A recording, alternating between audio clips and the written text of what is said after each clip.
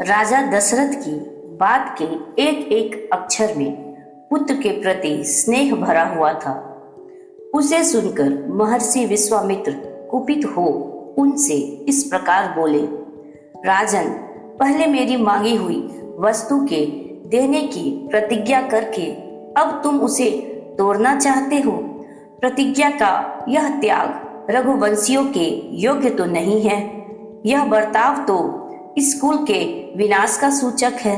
नरेश्वर, यदि तुम्हें ऐसा ही उचित प्रतीत होता है तो मैं जैसे आया था वैसे ही लौट जाऊंगा। ककुत्स कुल के रत्न, अब तुम अपनी प्रतिज्ञा झूठी करके हितैषी सुहृदों से घिरे रहकर सुखी रहो। बुद्धिमान विश्वामित्र के कुपित होते ही सारी पृथ्वी कांप उठी और देवताओं के मन में महान भय समा गया। उनके रोष से सारे संसार को त्रस्त हुआ जान उत्तम व्रत का पालन करने वाले धीरचित महर्षि वशिष्ठ ने राजा से इस प्रकार कहा, महाराज, आप इक्ष्वाकु वंशी राजाओं के कुल में साक्षात दूसरे धर्म के समान उत्पन्न हुए हैं। धैर्यवान, उत्तम व्रत के पालक तथा श्री संपन्न हैं। आपको अपने धर्म का परित्याग नहीं करना चाहिए। रघुकुल भूषण दशरथ बड़े धर्मात्मा हैं। यह बात तीनों लोकों में प्रसिद्ध है। अतः आप अपने धर्म का ही पालन कीजिए। अधर्म का भार सिर पर न उठाइए। मैं अमुक कार्य करूंगा ऐसी प्रतिज्ञा करके भी जो उस वचन का पालन नहीं करता, उसके यज्ञ यज्ञादि इष्ट तथा बावली तालाब बनवाने आदि पूर्त कर्मों के पुण्य का नाश हो जाता है। अतः आप श्री राम को विश्वामित्र जी के साथ भेज दीजिए। ये अस्त्र विद्या जानते हो या न जानते हो, राक्षस इनका सामना नहीं कर सकते।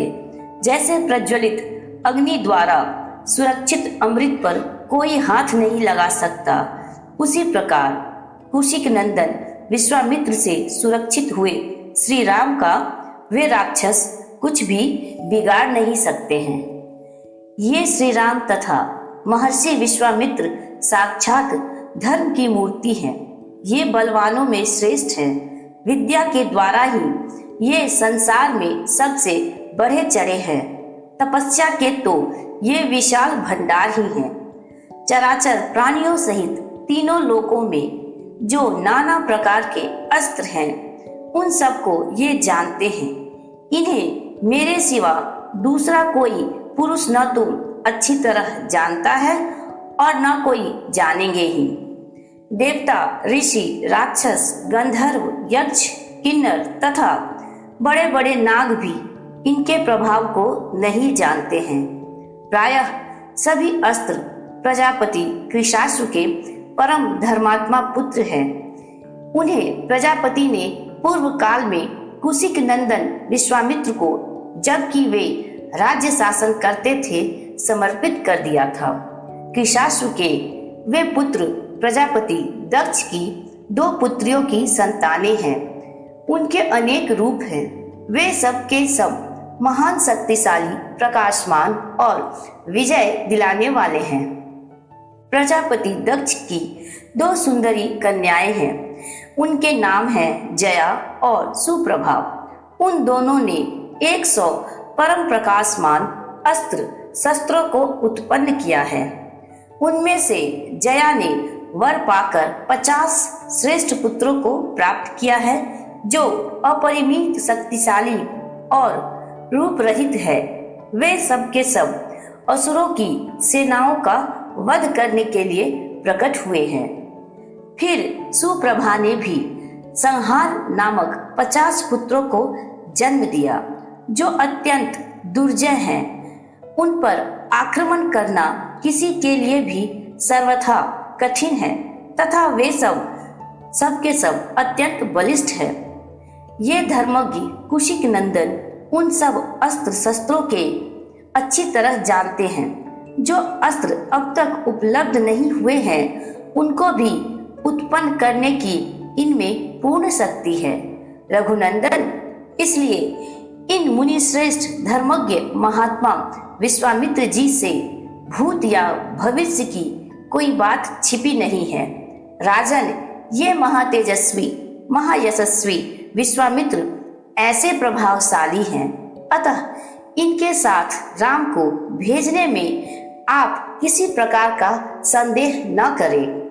महर्षि कौशिक स्वयं भी उन राक्षसों का संहार करने में समर्थ है, किंतु ये आपके पुत्र का कल्याण करना चाहते हैं, इसलिए यहाँ आकर आपसे याचना कर रहे हैं।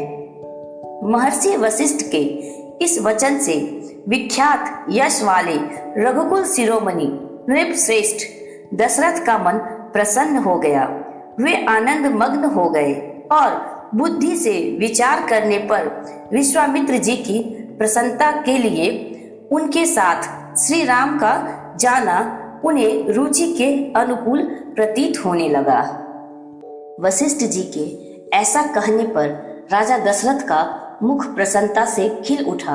उन्होंने स्वयं ही लक्ष्मण सहित श्री राम को अपने पास बुलाया। फिर माता कौशल्या, पिता दशरथ और पुरोहित वशिष्ठ जी ने स्वस्ति वाचन करने के पश्चात उनका यात्रा संबंधी मंगल कार्य संपन्न किया। श्री राम को मंगल सूचक मंत्रों से अभिमंत्रित किया गया। तदंतर राजा दशरथ ने पुत्र का मस्तक सूंघकर अत्यंत प्रसन्न चित्त से उसको विश्वामित्र को सौंप दिया। उस समय धूल रहित सुखदायिनी वायु चलने लगी। कमल नयन श्री राम को विश्वामित्र जी के साथ जाते देख देवताओं ने आकाश से वहां फूलों की बड़ी भारी वर्षा की। देव दुदुम्बियां बजने लगी। महात्मा श्री राम की यात्रा के समय शंखों और नगाड़ों की ध्वनि होने लगी।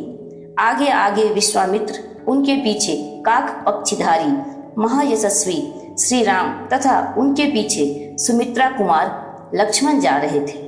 उन दोनों भाइयों ने पीठ पर तरकस बांध रखे थे। उनके हाथों में धनुष शोभा पा रहे थे।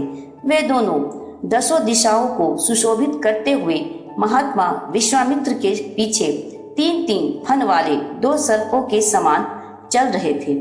एक ओर कंधे पर धनुष, दूसरी ओर पीठ पर तुनीर और बीच में मस्तक। इन्हीं तीनों की 3 फन से उपमा दी गई है।